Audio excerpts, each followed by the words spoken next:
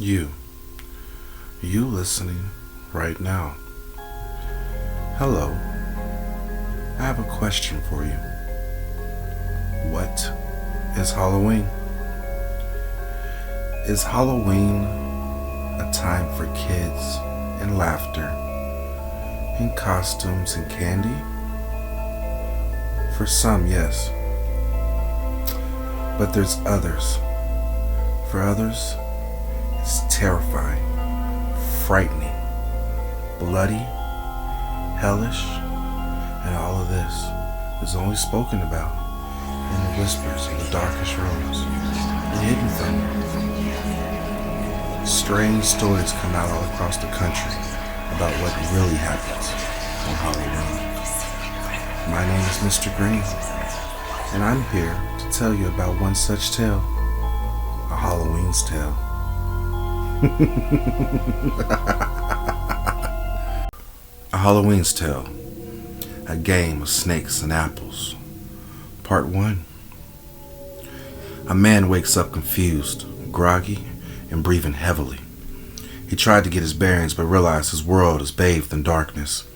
He tried to focus his eyes before realizing something is covering his face. What was going on, he thought to himself. The last thing he remembered was watching the game at the bar. The team he betted on was losing. Pissed him off. He killed the rest of his beer, slammed it on the table, and went to take a leak. Then, nothing. He could remember nothing. Panic was setting in as his breathing became uneven. He tried to move his hands, but they were bound behind his back. His ankles were restrained as well. He tried to scream as fear took control of his mind, but no words escaped the gag tightly plugged into his mouth. He squirmed and fought hard against his restraints, bending his body in all manner of ways, trying to free his limbs. Gasping for air, he threw himself into a full-blown panic attack, and then a voice came. Shh. Calm yourself, my little lamb. An eerie, beautiful voice whispered from beyond the darkness. We shall be there soon. A blue hand with long fingers and black nails lifted the bottom of the bag, covering the poor man's face, allowing light to seep in and sight to return somewhat. He was looking at the hand, and a feeling of dread washed over him in waves. Where was he? Why can't he remember anything? Who was speaking to him? Nothing made sense. The hand slowly slid across the man's cheek and lips. Her fingers felt soft and somewhat cold, nails sharp as they dug into the man's face. I could smell all the D's on you, 3 to be exact, in the bar that night, she said while giggling. Your soul reeked of despair, depression, and desperation. Who knew I would get so lucky that night as to find my candidate for the games so close to home? Do you remember me now, my little lamb? She dug her nail deeper into his face, drawing blood as the talon left a trail of scarlet down the gentleman's cheek. The fellow was terrified and had no clue what this woman was talking about. His senses were overloaded, and he couldn't think straight. His face was hurting from her dagger-like nails. His head was pounding, and his arms and legs were in pain and going numb from the restraints. He felt another panic attack coming. Memories started flooding his mind. He remembered a woman at the bar a couple of nights ago. She was so beautiful, and chose to chat him up, out of all people. He didn't know why. Maybe it was all the shots or something more. But he felt compelled to spill every dark secret and every problem he had to this lady that he barely knew. At the end of the night, she told him about a game where he could make life-changing money and solve all of his problems. A game that if he won, could let him live out his every deep and dark desire. She gave him a weird coin and told him to keep it in his pocket for no less than 5 days. And if he did that, she would know that he was ready to pay the ultimate price for the ultimate prize. The coin had a serpent wrapped around an apple on one side and a beautiful woman on the other. Was this the same woman, he thought to himself? She most definitely didn't have blue skin when they met. The bag was torn off the man's head abruptly. It took a couple of seconds for his vision to focus. His blood went cold, and the hairs on the back of his neck stood up. This was the same woman, but now she had pale blue skin, and her eyes were as black as a starless night. Her long black hair was perfect, and skin smooth as a newborn. She was smiling at him with razor-like teeth. They were in the back seat of an SUV, he could tell. He looked at the driver, and he was just as frightening. He was a very large man in a way too small and very filthy suit. His head was covered in a dirty white bag and had several long nails of different sizes run through the bag and tapped into his skull. His hands on the driver's wheel looked as if they were sewn and stitched together from different people. The gentleman couldn't take it anymore and started screaming uncontrollably. His voice was muffled from the tightly wrapped gag. The woman grabbed his face as she wrapped her legs around his lap and straddled him. "Shh, little lamb. If you didn't want to see me again, that coin would not be in your pocket, am I right? It reads the souls of men, and yours is torn and broken. Those who walk in the light abandoned you and left you to suffer. Friends and family alike cast you aside to scurry about like rats, stuck in their own maze and calling it life." She stuck out her bottom lip to make a demonic pouting face. "But rejoice, on this All Hallows Eve, my mother and queen from the depths of her blackened heart offers you a seat at her games. If you win, you can pay to fight that whore ex-wife of yours for your children. Isn't that what you want?" She nodded her head slowly while smiling an unnaturally wide grin. "Now sleep. We're almost there." She grabbed his head and licked his face with a long, gray-black, serpent-like tongue. She pressed her face against his and whispered in his ear, "Sleep, my little lamb. You will need your strength for the trials to come." She inhaled deeply and then blew black smoke from her lips into the man's face. His eyes rolled back into his skull, and he passed out. The man woke up still in darkness, and his head was pounding. Flashes of a demonic woman were the last thing he remembered. The imagery sent a jolt of fear up his spine. All he wanted was to see again. He moved his arms. While stinging with pain still, they were free from any restraints. As if seeing again would end the nightmare, he reached up and ripped the bag off his head. He fell on his hands and knees, gasping for air, still trying to wrap his head around what was going on. He noticed a coin sticking out of the back of his left hand, wedged in a nasty-looking wound.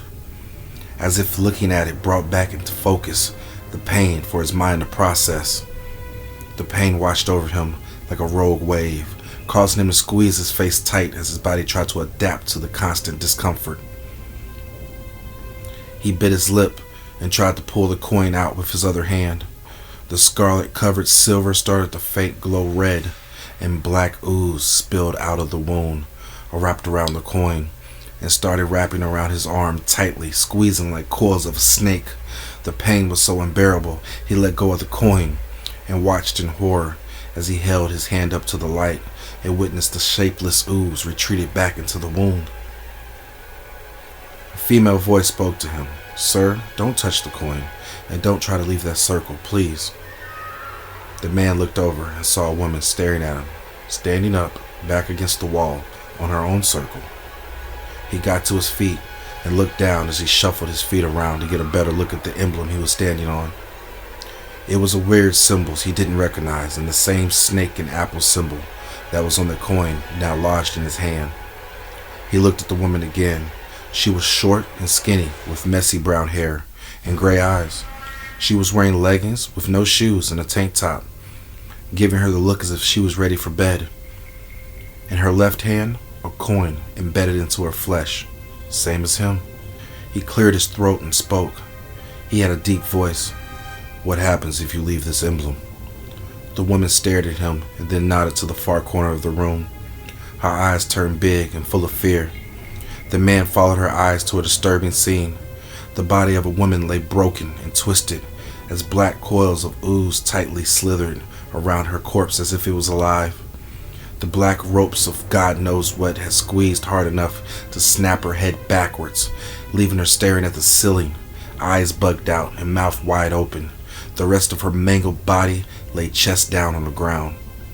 Her left leg was broken and bent up, wrapped tightly against her shoulder. It was a horrible sight.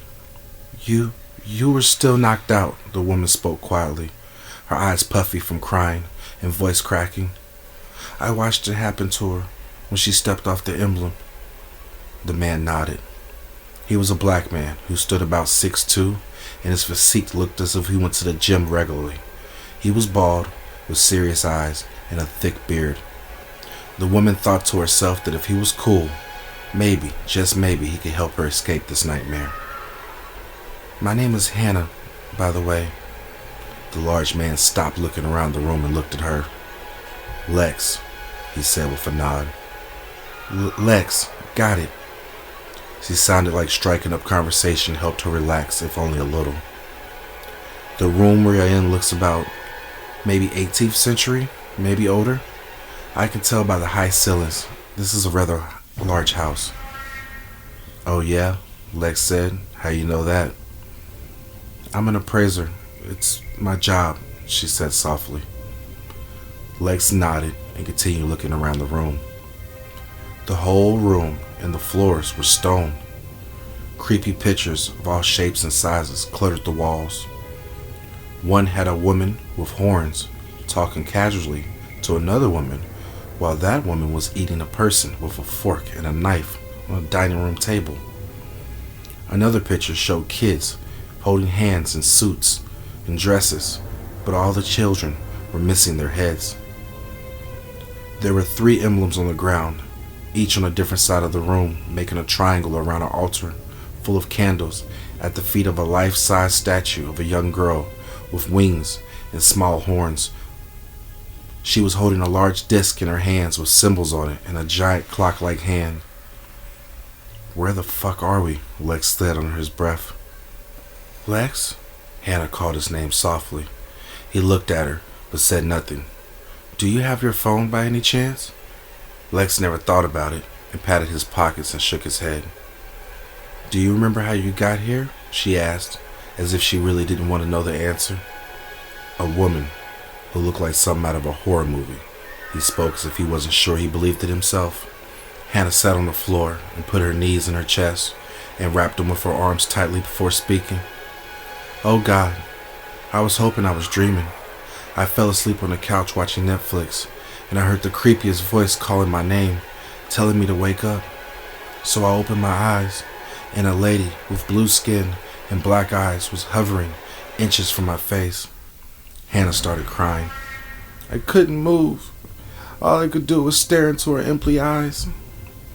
Hannah wiped her face and calmed down before continuing. "She told me I was chosen to play a game, and the rest is blurry. I woke up here." Her voice trails off. Lex was about to speak when the emblems they were standing on lit up and the symbols changed and rearranged till they spelled words in English. Hannah stood up, almost jumping out of her skin. "What's happening?" she whimpered. Lex didn't answer, but started making sense of the words. "Present your coin so we may begin," he mouthed under his breath.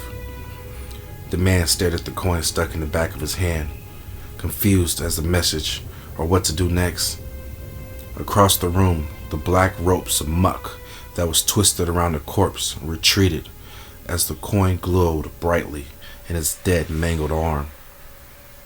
Once all the slime disappeared, the coin wiggled itself free and rolled to the center of the emblem. It rolled in tight circles till it fell silently on its side. The emblem lit up bright blue, and a line of blue flames shot to the altar of the young girl in the middle. Lex and Hannah stared at each other. "I guess we have no choice if we want to at least get out of this room," Lex said calmly. Hannah nodded, and they both leaned and touched the back of their hands to the emblem at their feet. Those emblems too lit up, bright blue, and blue flames shot to the altar in the middle. Nothing happened for a few moments. The pair looked at each other, not knowing what to expect. Then the statue started moving as if it was waking up. Sounds of rock and stone breaking and shifting echoed off the walls. The little girl beat her giant wings and stepped off the altar. She was gripping the odd disc with both hands. A clock ticked in the middle of her forehead. She was wearing a long gown that stopped at her bare feet. Sharp curved nails at the end of her toes and hands. Her stone hair flowed down her back to the floor. Her eyes were as bright blue as the flames that had woken her up. A living statue. Hannah let out a scream before covering her mouth tightly with her hands. Lex stared in silence, breathing heavily. This shit can't be real, he thought to himself. The stone girl spoke. Welcome, coin bearers, who have been chosen by the Sisters of Night to play our game on this All Hallows Eve. I am one of the many scattered around the house. Our job is to monitor you as you play the game. What if we don't want to play? Hannah spat. The little girl shot the scared woman a look before answering. The coin reads the hearts and souls of mortals. Deep down, you wanted to play, so you were chosen. Now we don't have too much time, so don't interrupt me again, or I'll remove your tongue from your skull. She continued, We are called the Watchers. There are 9 of you playing tonight. The others are in rooms in this same hallway receiving instructions as we speak by other Watchers. Now I will present the rules of the game. Then you may ask questions. The coins resting in your hands are worth $5 million apiece. How many coins you end the night with, if you survive the night, is how much you take home. As other coin bearers die, you may take their coins for your own. The stone child looked at the mangled body. Somebody always never makes it to the start of the game. Shame. She turned back to look at Hannah and Lex, her face twisted into a demonic smile. Seems as a coin is already waiting for its next owner. Her face went back to normal after a few awkward moments, and she continued. Every hour, on the hour, till the sun rises, one of 3 things will happen. The scales we hold will spin and land on one of the 3 symbols. The snake means a horror will be released somewhere in the house. Different creatures with only one goal, and that's to kill you. You may run, hide, or fight them as you see fit. Weapons of old, such as swords and spears, are scattered around the house. The second symbol is the heart. This means that there is a game you can play in a specific part of the house. Winning this game will give you an immunity key to a room where nobody or any monsters can enter for an hour. Some keys are worth 2 hours. Valuable indeed to survival, wouldn't you say? The last symbol was a woman with a sword through her chest. This means sacrifice. One player of the remaining group must be killed by the group within 10 minutes, or we will pick one of you to fulfill the role ourselves. The game starts in 15 minutes at 9 o'clock, and the door to this room will open. Good luck. Hannah was hyperventilating, and Lex looked perplexed as he tried to process what he just heard. He finally spoke up. Is there no other way out of this house? The Watcher replied, No. Win the game or death. That is the only way out. Can multiple people win or only one? That is totally up to you and the other players. One person, multiple people, or nobody at all can win. Lex looked at Hannah. Listen, you have to get it together. He looked at the Watcher's forehead. The game starts in 3 minutes. Oh, I apologize, the stone girl interrupted. You may leave your platforms now and move around freely. Lex stepped off the platform and walked over to Hannah and helped her up. You're gonna have to put your big girl panties on now. She nodded, then pushed him. How do I know you just don't want my coin? How do I know you won't hurt me? You don't, the little girl said, smiling. There is no rules that says that you can't kill each other and collect coins that way. But remember, always remember, there has to be a sacrifice when the scale lands on the dying woman, even if you're the only one left. Strategy is key. Look, lady, I don't want to hurt you. but it seems like having a friend can help survive this nightmare. So be cool. She stared at him and shook her head. My life is falling apart. I need this money. She ran past him and grabbed a coin off the floor. It started glowing and shot out of her grasp and into the back of her hand, digging into her skin. She yelled out as it settled in. The doors opened and the little girl said with an evil smile, "Ooh my, let the games begin." Hannah got to her feet and ran out of the room. Lex walked past the stone girl and asked when the first spin was going to happen. 10 o'clock sharp, she said coldly. He took a deep breath and walked through the door. The hallway outside was stone and dimly lit with old school lanterns. The glass in each one was smut-filled and dirty as the small fires shined through. It smelled like dry old air, and the ceilings were so high that the walls disappeared beyond the reach of the light. Weird sounds filled the air, echoing off the walls. Lex swore he heard children laughing. People were slowly pouring out of the other rooms along the long hallway and gathering in the middle of two of the open doors. Lex walked up the hallway to see who else was damned to play this cursed game. He stayed to himself in the back of the group, folded his arms, and listened as the others spoke. "I say we work together to find a way out of here," a young man in a black tux said loudly. "We don't have to play this crazy shit. Who's coming with me? Anybody?" The group was quiet. A young black woman spoke up. She was wearing scrubs, as if she was kidnapped during a shift at the hospital. I think we have to play. I'm not very religious. I should listen to my Mima more, but something dark brought us here, and I doubt they're just gonna let us walk away."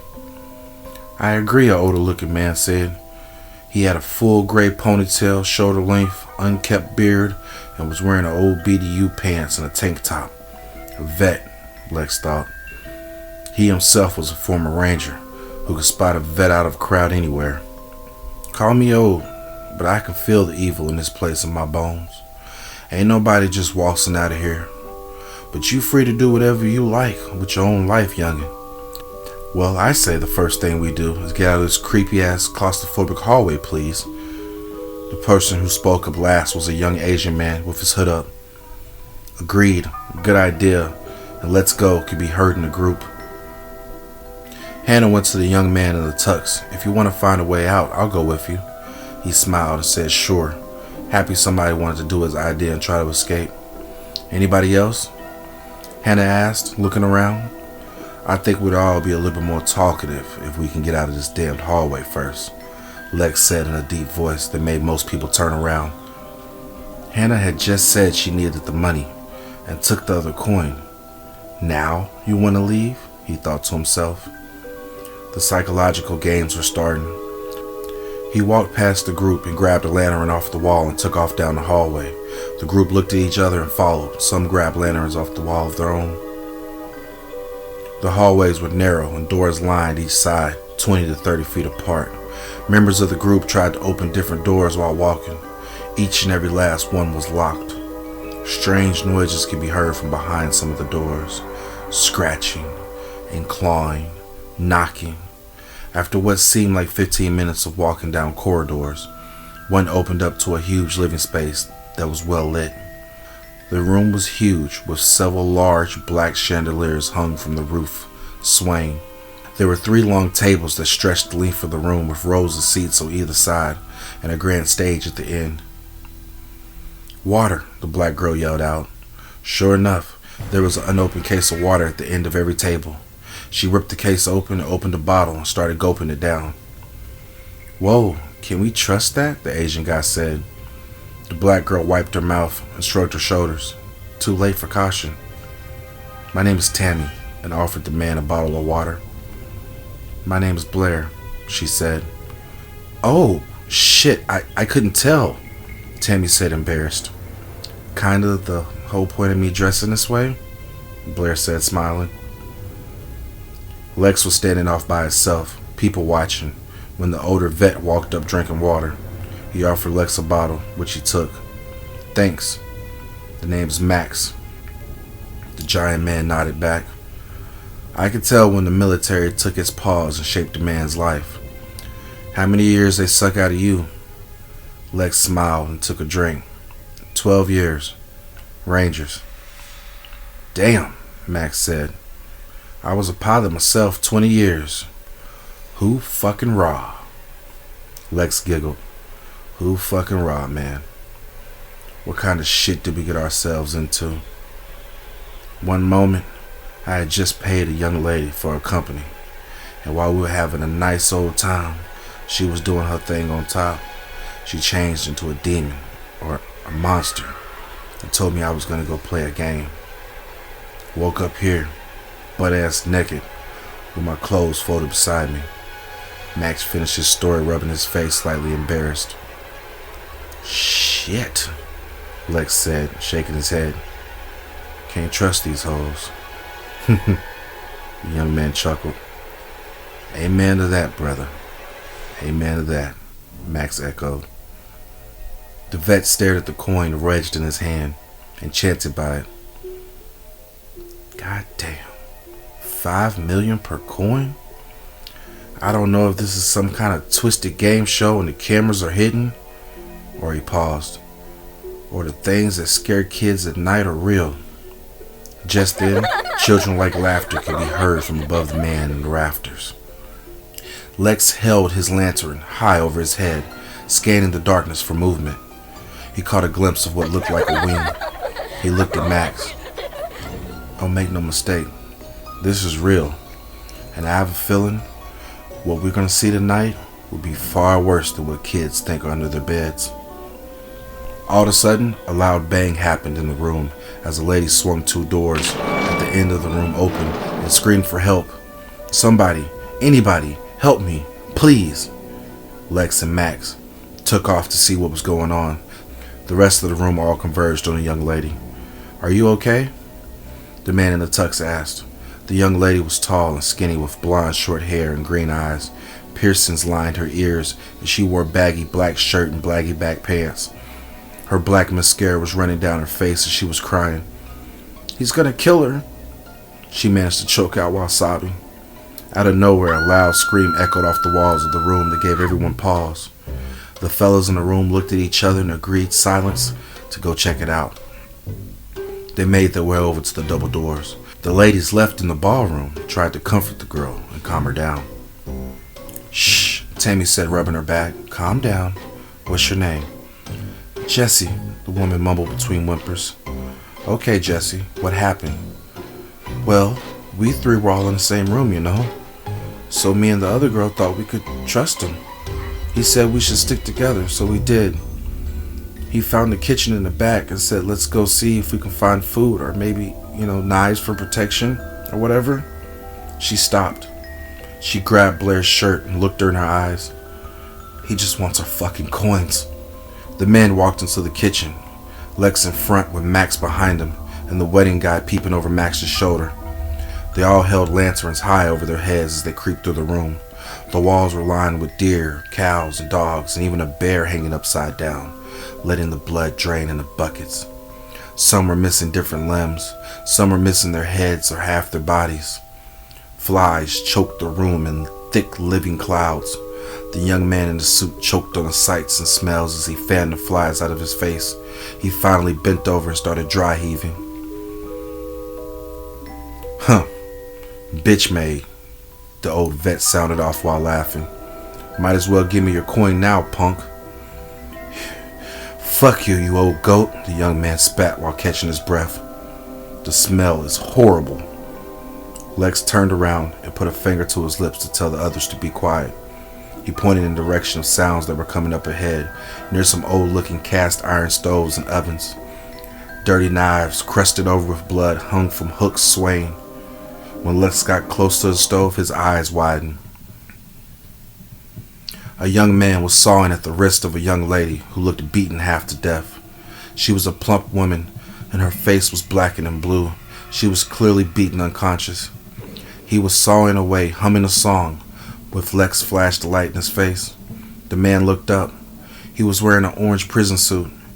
He was a Middle Eastern man, bald, with unnaturally big dark brown eyes and a disturbing smile from cheek to cheek. He smiled and said, "Hello," as he stopped sawing. He put his foot on the woman's shoulder and with all his weight pulled her hand free of her wrist. Strands of meat stretched till they popped like a rubber band pushed to its limits as the hand came free of its owner. "Damn, that was a lot of work," he said, smiling, as he waved the hand at the men. The woman on the ground was moaning in pain. "Aw, poor girl," the man said, looking sad as if he didn't mangle the woman himself. "Should have just given me the coin like I asked."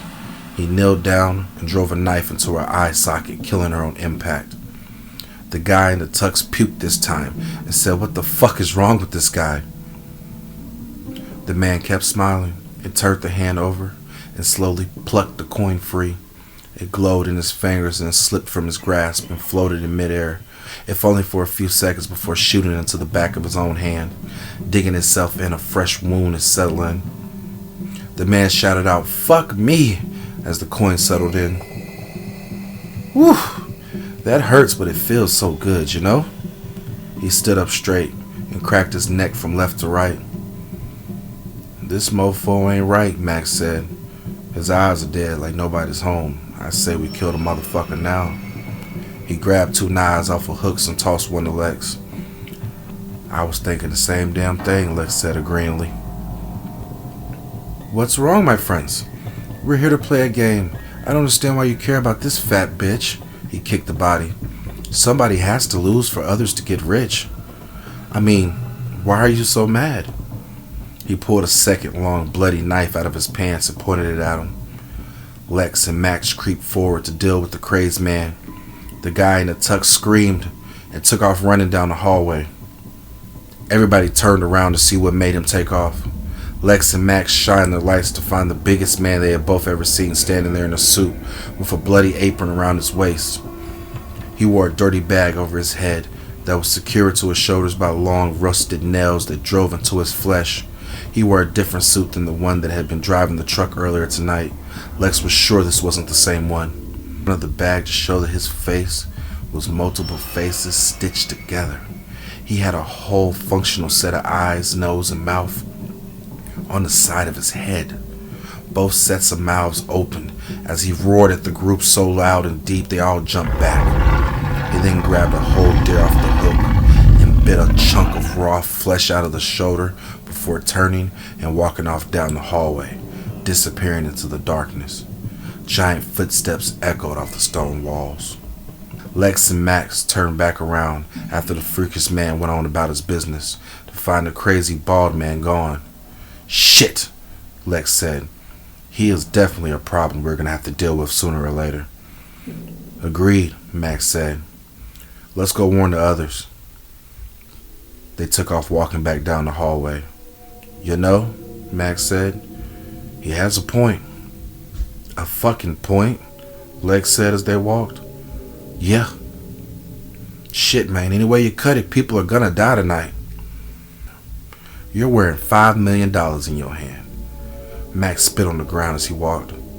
"Bound to be some people that won't wait for the game to do you in, or me for that matter, to get their hands on them. The real nature of people, the real nature of humans, is about to show its ugly ass head tonight. Be prepared to see this group show their ass, Lex. Shit, I am. Demons or whatever brought us here. But when it comes to people, my friend, when greed and fear take over, people are the real monsters. You'll see, young buck. You'll see."